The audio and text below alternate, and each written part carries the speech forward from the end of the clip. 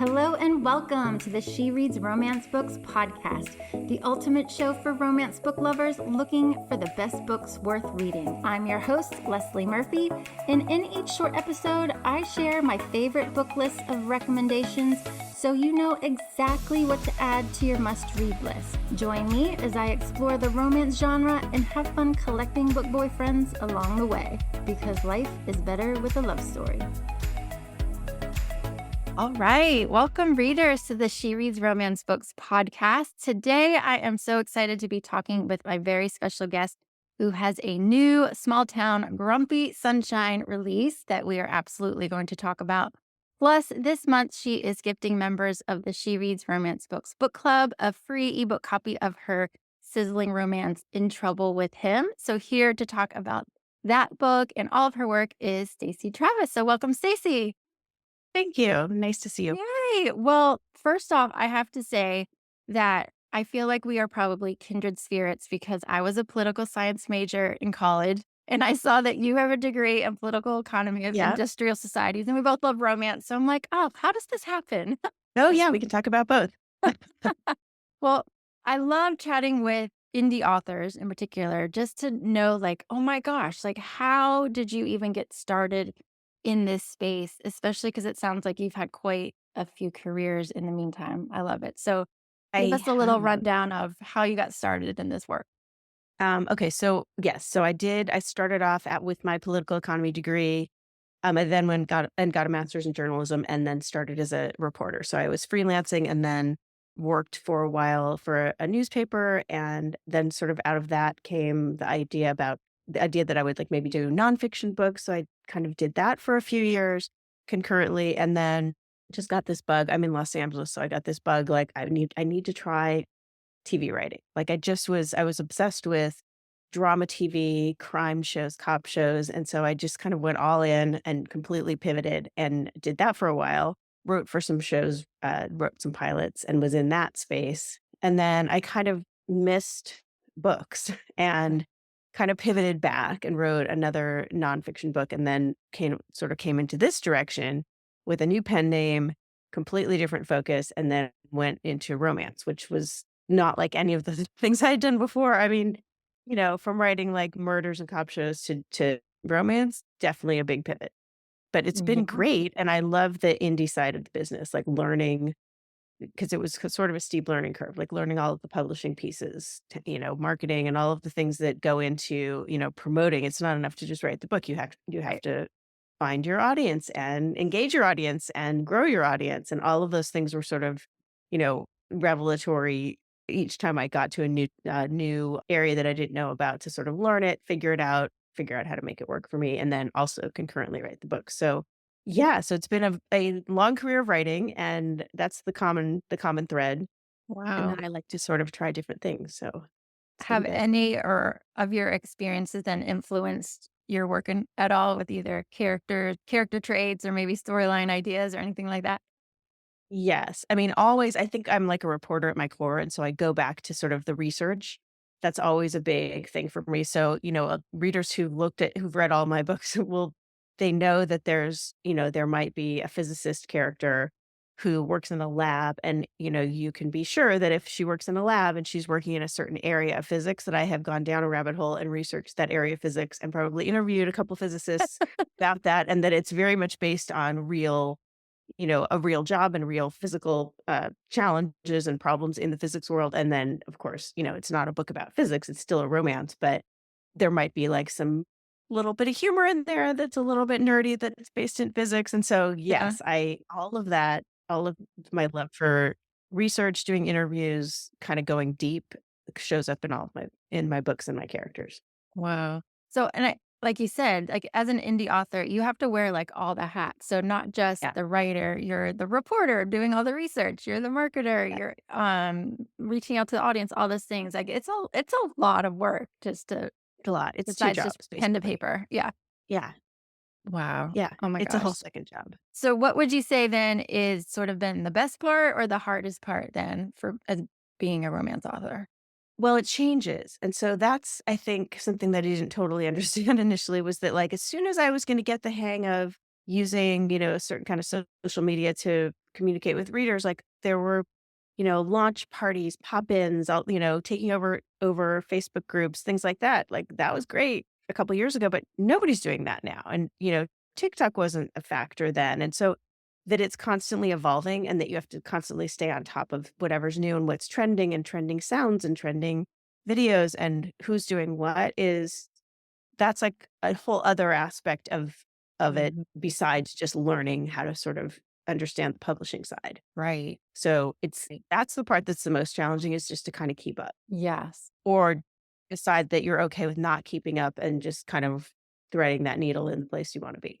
Well, I think that's I always think about that too. Like if I try not well, I have this like love I don't even know if it's called a love-hate relationship with social, like Yeah, and it makes me feel, I don't know, my heart bleeds for authors because I mean, some people are introverts and don't want to be like the face and share, absolutely. but yet it seems like that sort of like you said, you gotta learn the latest trends and do it, and that pulls you away from maybe what drew you in the first place. So I think that's Yeah.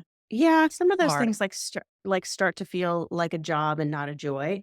Mhm. I feel like if the as long as the writing still feels like a joy and it still feels like the thing that I love and that I feel like, and yes, there are days when I'm editing and where I can't figure out where my plot is supposed to go and my characters aren't talking to each other. And there are, issues with the writing where I'm like, I can't believe I still am bad at this stage.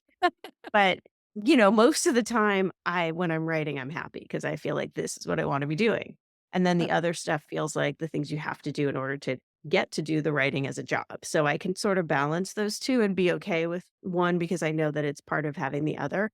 And then Yeah, when it gets to be so much that if I'm like hating posting on something on, Instagram so much that I just don't do it. And then I know I'm paying for that. I know I'm losing engagement, but I just feel like I have to just take that break. absolutely. Your well-being and mental health comes first. Yeah. And I just feel like at the end of the day, I mean, I could be really working hard at trying to get that engagement to happen and it still might not work anyway. So I need to sort of pick my battles. Yes, I feel the same, Figure out definitely. what is important. Yes. Well, let's dive into some of your books. Let's first talk about In Trouble with Him, because again, I'm so grateful that you are gifting members of the She Reads Romance Books Book Club a free copy of it this April. So thank you for that. So I started reading it this week. I'm probably about 30% in. And it starts off with such a great meet cute, right? That lends to this sort of forbidden workplace romance. Mhm. But I'll let Yes. you, can you tell listeners sort of what it's about? Yes. So almost like a reverse Cinderella where there's a woman who's a bridesmaid at her best friend's wedding, meets a guy, kind of has a and it's sort of like this bright moment in the evening of being a bridesmaid and feeling like a bridesmaid and never a bride. And she's like, meets this guy and it's great and it seems all good. And then he literally like the clock strikes and he runs away. She's not sure why.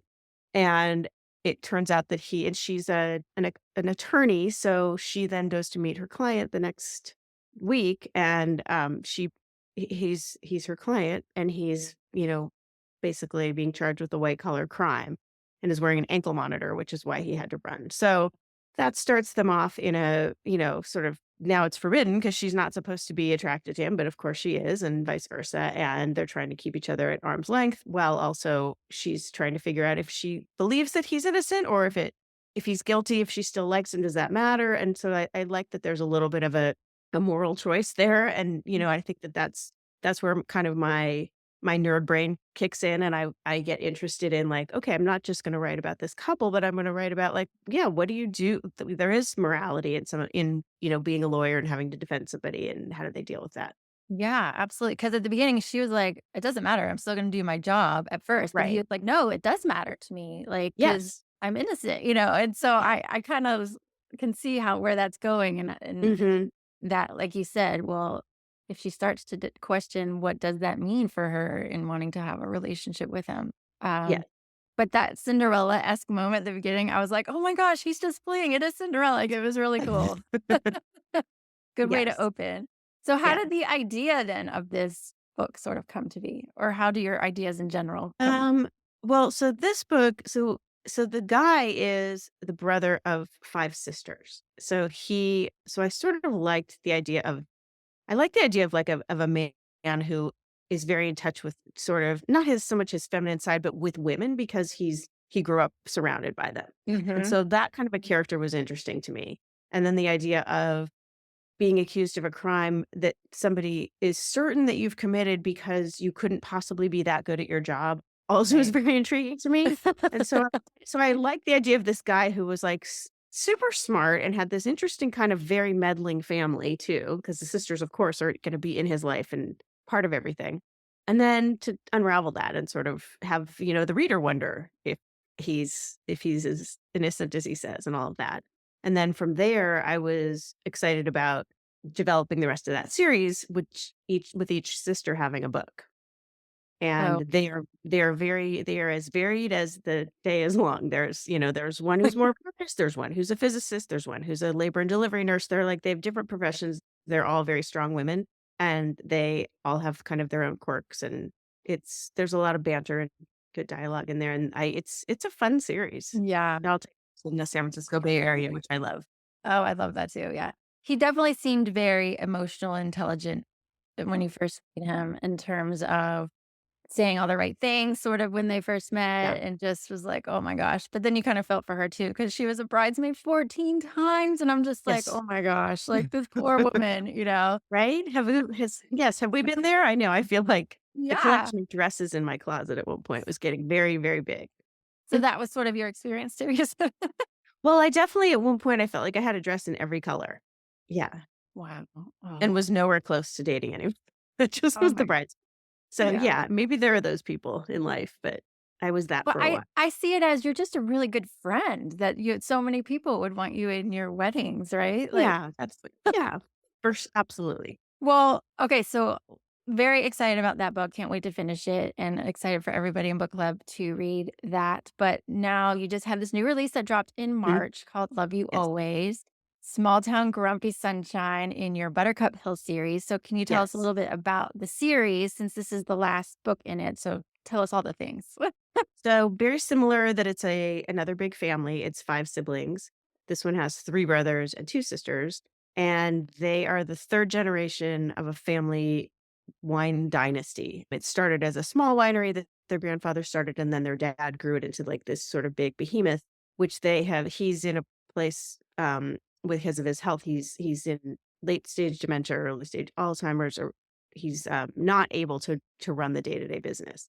And they find in the first book that he's done some kind of maybe not completely great things financially and that they are having to clean up a mess that they don't even understand. And so that starts them off with a little bit of a mystery that carries over all 5 books, but they're all standalone. So you could come in and not, kind of ignore that part.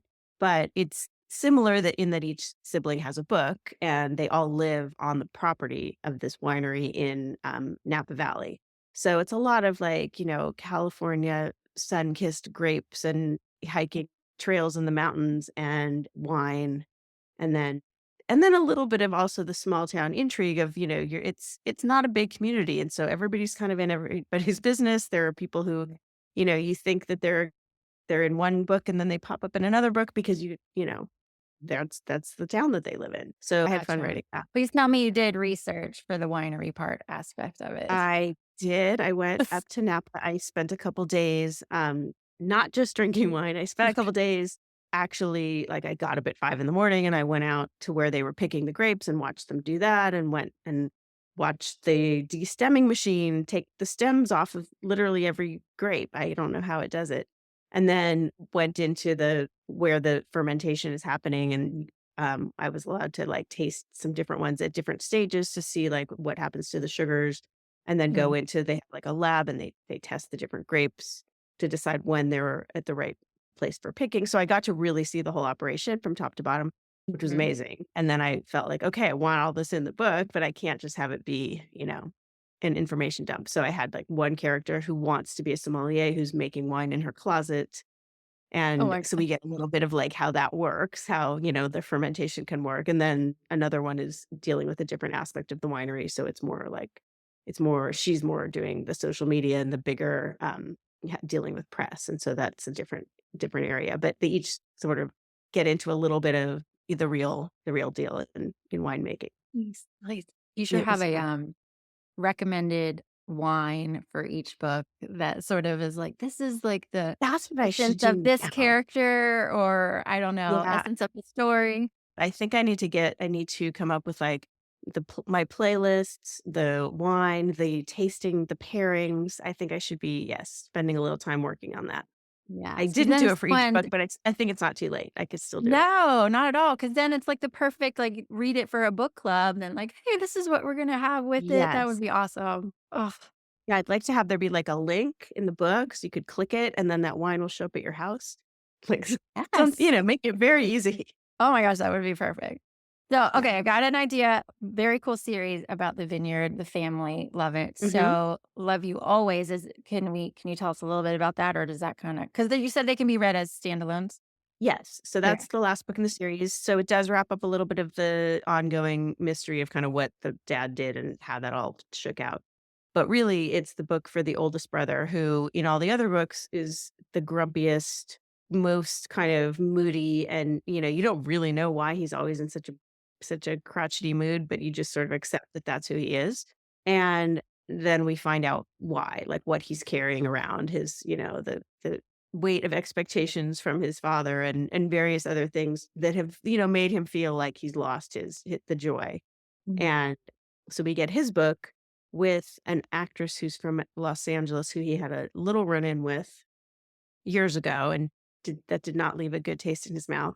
And she's up in Napa for like planning an event. And so there he's kind of stuck dealing with her in ways, he doesn't want her around, but he's stuck. Gotcha. So we get the grumpy and the sunshine right away with these two. Oh my gosh. Well, you definitely had me at when you were describing the hero. I think Archer, is that his name? Yes. I don't know what it is about Grumpy Sunshine lately that I just can't get enough of. I don't know. Do you love reading it and writing it, or I do. I would say the majority, if I were to choose any one trope that I've written the most, it would be that. yeah. I like those kind of characters, and I like the reverse. I like it when she's grumpy. I'm equal opportunity, but I definitely just like that combination because I like how they sort of bring each other the other side of the other one out, and I like, breaking down kind of what it is that makes somebody as hardened as they seem, and then also on the sunshine part, like, usually that person is not what they seem either, like, Mm. they have that exterior, but there's other stuff going on, underneath, so I'm big on those layers, and so that it's a perfect setup for that. Yes, definitely all those things, because I love getting to that point in the story where one or the other or both have that vulnerability that they finally Mhm. share with the other character that, as you said, either made them sort of that grumpy person or Yeah. more extra sunshiny because they're hiding something. Like that vulnerability is, I'm like, oh, yes, here we Yeah. go. And then sometimes too, like, I don't I mean, I kinda go back to the well on, like, second chance because I like it when they have a past. Mhm. And we can kind of revisit that and see how they're different now. So that's not so much in this book. I mean, because they only had a very brief meeting, but there's Mhm. still something, that to draw. Yeah. Oh, awesome. Well, I'm sure everybody who's been reading the series was so excited, but yeah, it's always a sad thing when you kind of end I a know. series, right? Because you've been in Yeah, it for so long, right? for Yeah. sure. Yes. And Oh, then there's a lot of like, well, so where are we going next? Where are you taking us next? Like, yeah. and so that's what I've been sort of teasing that, but I might be making my way back down to LA because I've spent a lot of time in the Bay Area now. Gotcha. Very cool. So yeah. Well, tell me this, because I haven't necessarily gotten to that part in the book Yeah. that I'm reading. But so, how would you say how spicy is maybe Love You Always or your books in general in terms of? I mean, people typically say they're like a 2. Okay. A 2 to a 2.5 to maybe a 3, but I'm not I mean, they're open to where it's on the page, it's a couple of pages of good spice that is earned. Hmm. It actually I feel like it's true to where they are in their relationship. It's not gratuitously just, like, thrown in there. But Right. so there's definitely spice, there's definitely steam and, there's a payoff for the work that they're putting in to, Right. to get like, get to know each other. But yes, I'm not writing 5 pepper. I don't even Gotcha. I know what that would be, honestly. You know, well, something of that is like the pepper's so arbitrary from one person to another. Yeah. But yeah, good to know. Yeah, Absolutely. one person gave me a green pepper, and I'm like, "That I don't even know what that I is." don't either. but okay. Yeah, I guess I'm not fully up on the Like a lingo sweet these pepper? days. Is it a sweet pepper? Maybe that's Right. what it Oh, is. that's a good call. Well, I also so one book that has been on my TBR list, and now I'm definitely gonna pull it out, that I think released at the end of last year was Past Tense, Oh, um, yeah. which he wrote Yes. on with Smarty Pants Romance because it Yeah. just so fun, especially now this time of year, like, we've been talking about camping as a family, like, Mhm. I'm totally for it, my daughter, Yeah. who's a Girl Scout's totally for it, where my husband and son are kinda like, "I Yep. don't think so," and so that just reminded me of sort of the female, I think, character in that story. Yes. She's like, "I am not an outdoorsy person." Yes. So tell me a little more about that book because I think that one's gonna be moving up on my list. That one's fun. So that's part of the Smarty Pants world of romances under Penny Reed's her Green Valley world. So it takes place in Green Valley at Green Valley High School, and it's part of a series of 4 books. The 4 authors each wrote 1 book in that, and they're all based in at the high school with teachers. It's the Teachers Lounge series, so that's pretty fun, and that was really I've never had that experience before of actually getting to plan that with other authors and figure out characters that were gonna be in all the books and how we are gonna use some of the side characters, and, figure out how to put them in order and what would be happening, at different Fun. stages of the school year. So mine takes place toward the end of the school year. Okay. Um, and yes, that is about a high school English teacher who also is in charge of the track team. He's very outdoorsy. He's very athletic. He's known to quote Shakespeare just because, and he is in charge of this senior retreat that goes into the mountains. And his colleague, who is more of like yearbook art, kind of a different area at school, is asked to be his chaperone or his co-chaperone because the person who's supposed to do it is sick. And it's the last thing she wants to do or feels comfortable doing. Like she's does not consider herself outdoorsy, does not think she can hack it at all. And so he offers to give her sort of like a dry run in his yard where they'll sleep in a tent and she'll get, used to the outdoors a little bit and then she'll be able to go on the trip and then Oh, they I love they that. chaperone the trip.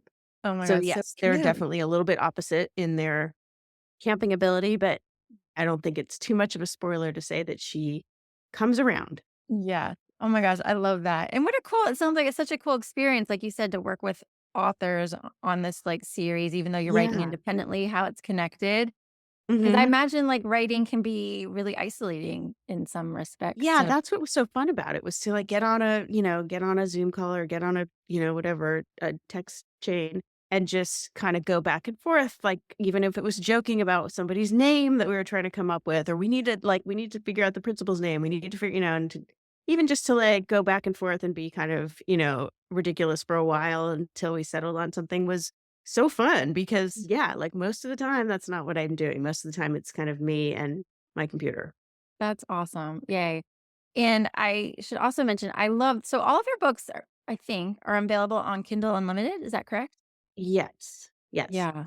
That's I find, like, that is so wonderful. I hope it's beneficial to authors because so especially with someone who has a series that you're like, "Okay, Mhm. I'm hooked on book 1, and now I just wanna binge read them all," and I Yeah. can, which is really great.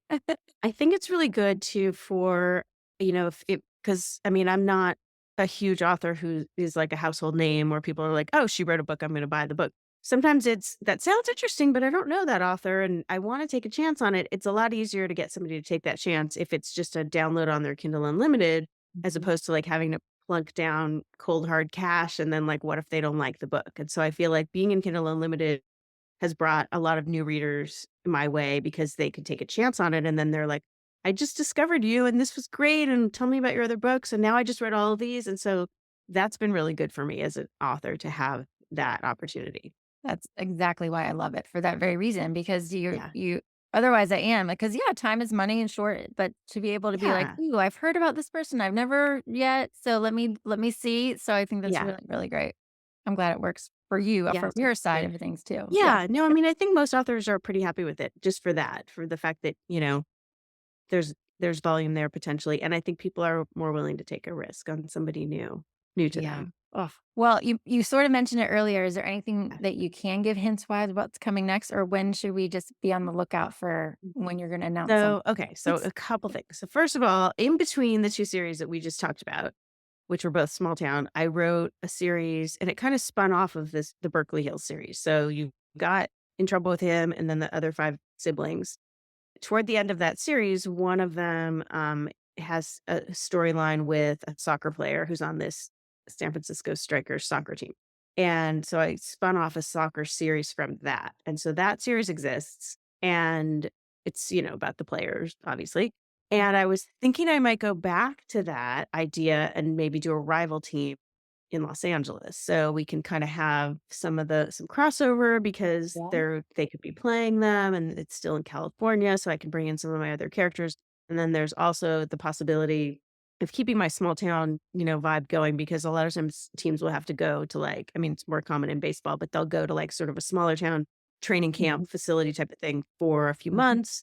And so I feel like I could kind of have them out of the city and in a, a little bit fish out of water place for them where there could be some love interests and interesting stories. So that's the direction that I've kind of promised for Nice. fall, but I also want to do I'm also always kind of looking for ways to make things exciting for myself as a writer.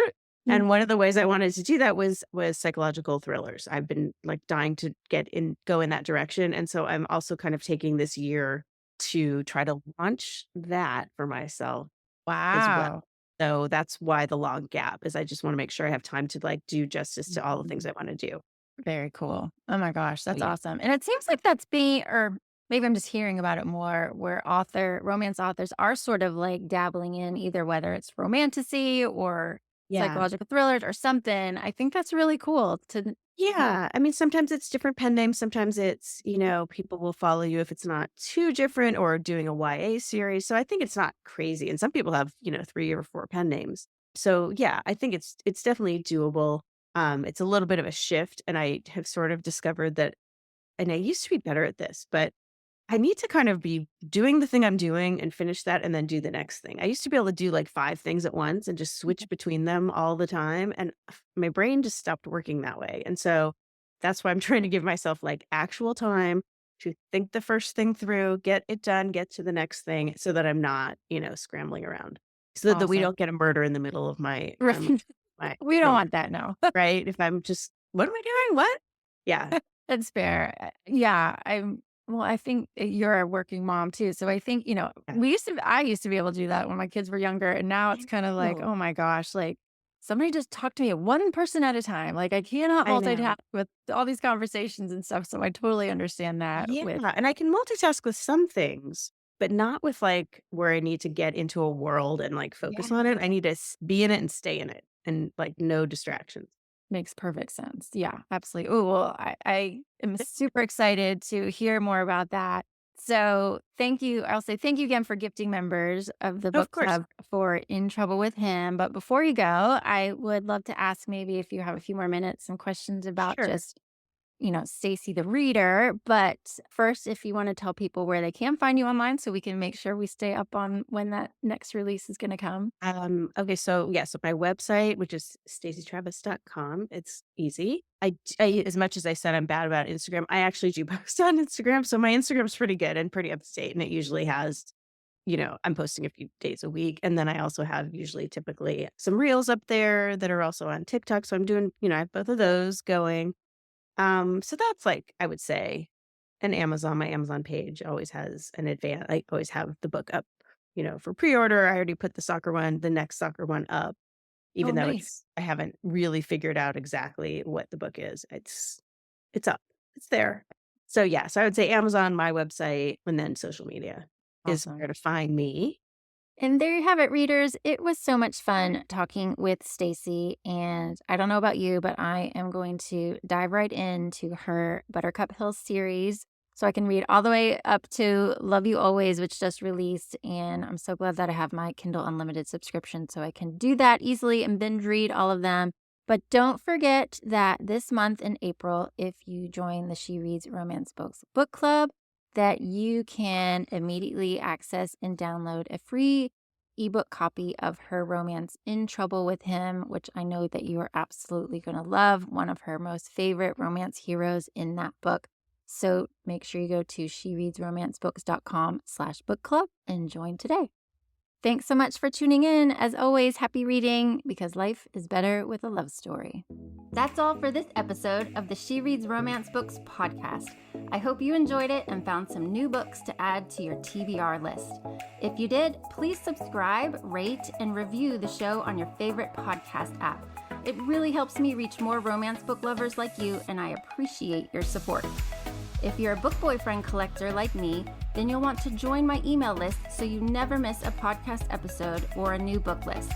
Just visit shereadsromancebooks.com/join and sign up today. As a thank you, I'll instantly send you my list of top 10 book boyfriends that will make you swoon. Trust me, you don't want to miss this list. Thank you for listening, and until next time, happy reading.